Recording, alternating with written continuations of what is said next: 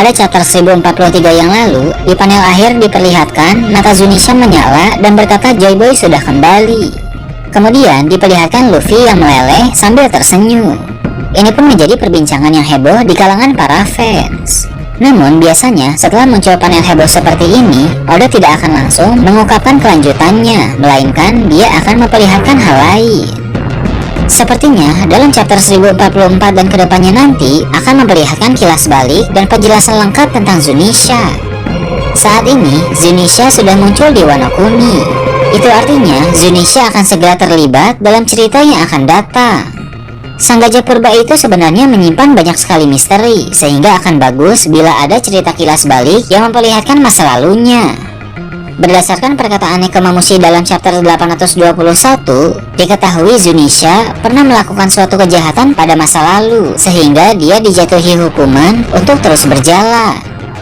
Dalam kilas balik nanti akan terungkap kejahatan apa yang pernah dilakukan oleh Zunisha dan siapa yang memberi hukuman kepada gajah purba itu.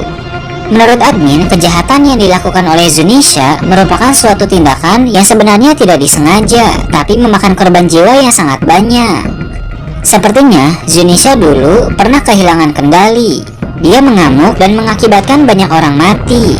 Maka dari itu, Zunisha dihukum untuk terus berjalan agar dia tidak melakukan hal yang sama lagi. Ada dua kemungkinan siapa orang yang bisa menjatuhi hukuman kepada Zunisha. Dia adalah Joy Boy atau leluhur keluarga Kozuki. Joy Boy merupakan sosok yang berkuasa di era 800 tahun yang lalu. Jadi tidak aneh bila dialah yang memberi hukuman kepada Zunisha. Atau selain itu, ada leluhur keluarga Kozuki.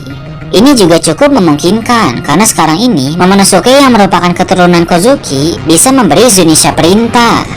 Jadi, dalam sekian ratus tahun sekali akan muncul orang-orang dari keluarga Kozuki yang punya kemampuan untuk memberi Zunisha perintah. Pada masa lalu, orang itu adalah leluhur keluarga Kozuki, sedangkan pada masa sekarang ini, orang itu adalah Momonosuke. Sebagai orang yang punya kemampuan untuk memerintah Zunisha, maka kemungkinan besar Momonosuke akan menjadi orang yang membebaskan Zunisha dari hukuman. Jika bukan Momonosuke, tentu Luffy lah yang akan melakukannya, karena dia merupakan reinkarnasi dari Joy Boy. Selain memperlihatkan kejahatan yang dilakukan oleh Zunisha dan siapa orang-orang yang menghukumnya, kilas balik itu juga akan mengungkapkan hal lain yang sangat menarik. Sepertinya, pada zaman dulu ada cukup banyak makhluk-makhluk yang memiliki ukuran tubuh sebesar Zunisha. Namun, kebanyakan dari mereka telah punah dan beberapa lainnya sedang bersembunyi. Dunia dalam cerita One Piece sangat luas, jadi tidak mustahil bila makhluk-makhluk besar yang masih bertahan mendapatkan tempat yang cocok sebagai persembunyian. Sepertinya, salah satu makhluk purba yang masih bertahan hidup selain Zunisha adalah sosok misterius yang dulu pernah muncul siluetnya saat di Florian Triangle. Sosok itu memiliki ukuran tubuh yang sangat besar, jauh melebihi Thriller Bark. Makhluk besar misterius seperti itu biasanya merupakan makhluk purba dari zaman dulu. Bila kita ingat kembali, di kapal Oro Jackson milik bajak laut Roger juga ada telur besar yang misterius. Tidak menutup kemungkinan itu juga merupakan telur dari makhluk purba, mungkin naga atau makhluk lain.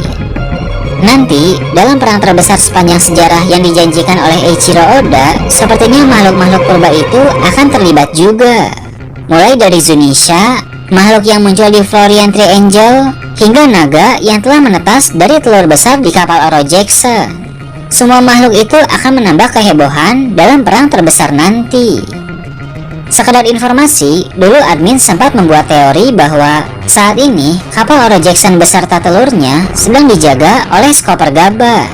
Jadi, dalam perang akhir nanti, Skopper Gaban akan muncul dengan menaiki kapal Oro Jackson. Kemudian akan diungkapkan juga tentang sejarah Wano Kuni yang berkaitan dengan kerajaan kuno dan abad kekosongan. Kerajaan kuno merupakan negeri yang sangat maju dan kuat yang pada masa lalu dikalahkan oleh para pendiri pemerintah dunia. Sedangkan abad kekosongan adalah masa 900 hingga 800 tahun yang lalu yang hilang dari sejarah, di mana pada masa itu kemungkinan besar pertempuran yang melibatkan kerajaan kuno dan pendiri pemerintah dunia sedang terjadi. Baik soal kerajaan kuno maupun abad kekosongan, dua hal tersebut sangat ditutup-tutupi oleh pemerintah dunia. Mereka tidak ingin orang-orang tahu tentang kebenaran hal itu. Namun, leluhur keluarga Kozuki di Wano Kuni menciptakan poneglyph yang berisi tentang kebenaran-kebenaran sejarah.